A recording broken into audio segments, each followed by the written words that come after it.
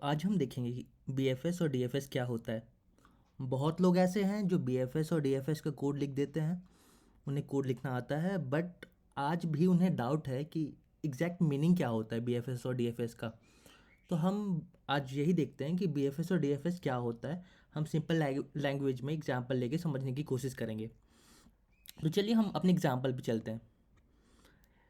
Let's say एक दादाजी हैं हमारे, उनके 3 बेटे हैं और उनके बेटे के भी कुछ बेटे हैं। नाउ दादाजी कहीं बाहर जाने का सोच रहे हैं, लेकिन उनकी ख्वाहिश है कि वो जाने से पहले अपने सारे परिवार से मिल लें। परिवार में जितने भी लोग हैं वो सबसे मिलना चाहते हैं। तो एक बार में वो एक को ही मिलेंगे। अब एक एक करके बुलाएंगे और सबसे मिलना है उन्हें। तो कैसे मिल सकते हैं वो? There are two ways. पहला तरीका हम देखते हैं और इसी को डी BFS भी कहते हैं। तो सबसे पहले दादाजी क्या कर सकते हैं कि वो अपने सारे बच्चों से मिल लेते हैं, अपने बेटों से। तो पहले बेटे से मिला, दूसरे बेटे से मिले, फिर तीसरे बेटे से मिले और सारे बेटे से मिल लिए। उसके बाद वो अपने पोते पोतियों से मिलने जाएंगे। मतलब अपने जस्ट नेक्स्ट वाले जनरेशन को वो कंप्लीट कर लेंगे और उसके बाद का जनरेशन उसके बाद देखेंगे। तो अब उन्होंने सारे बेटों से मिल लिया है, तो अब वो अपने पोते पोतियों से मिलने जाएंगे। तो ठीक है, अब उन्होंने एक एक करके अपने पोतों से भी मिल लिया। तो इसे कहते हैं BFS। हम पहले एक लेवल कंप्लीट करते हैं, एक ब्रेड्थ कंप्लीट करते हैं और उसके बाद अगले लेवल पे जाते हैं। तो ये था BFS। अब सेम चीज़ दादाजी एक और तरीके से कर सकते थे, जिसे कहते हैं DFS।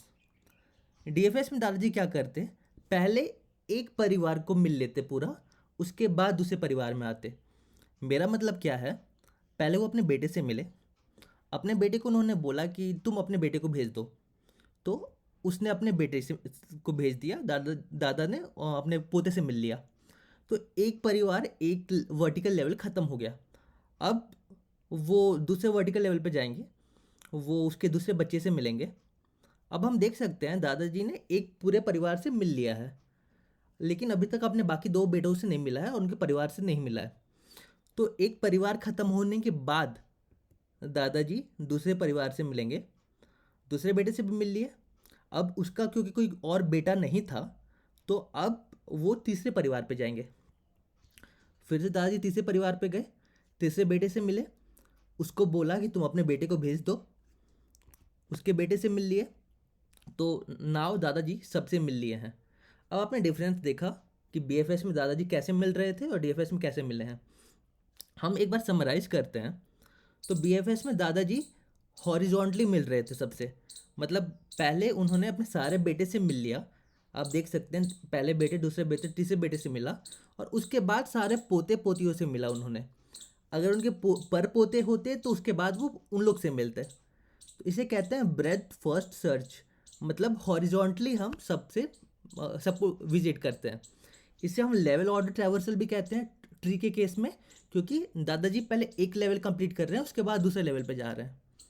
अब DFS का भी एक बार समराइज कर लेते हैं। तो DFS में हम डेप्थ कवर करते हैं। पहले पहले डीप में चल गए एक रास्ते से, उसके बाद दूसरे डीप में गए, उसके बाद जाके सेकंड फैमिली को मिला और उसके बाद जाके पूरे थर्ड फैमिली को मिला। तो इसे हम लोग DFS कहते हैं। एक बहुत अच्छा एग्जाम्पल भी है इसका। आपका लेट से एग्ज़ाम आने वाला है।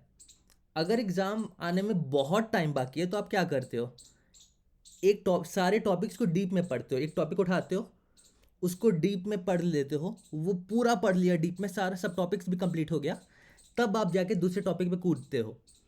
ये होता है DFS। पहले आप एक टॉपिक को डेप्थ में कंप्लीट करते हो, उसके बाद जाके दूसरे टॉपिक पे, दूसरे चैप्टर पे कूदते हो। लेकिन लेट्स से आपका एग्ज़ाम कल ही है, तब आप क्या करोगे? तो आपका टारगेट ये रहेगा कि भाई पहले सारे टॉपिक को ऊपर ऊपर देख लेता हूँ मैं हल्का हल्का, उसके बाद टाइम बचेगा तब मैं डीप में जाऊँगा। तो इसको कहते हैं BFS। तो थैंक्स गाइस, आई होप आप समझ गए होंगे। Thanks for watching the video. Thank you.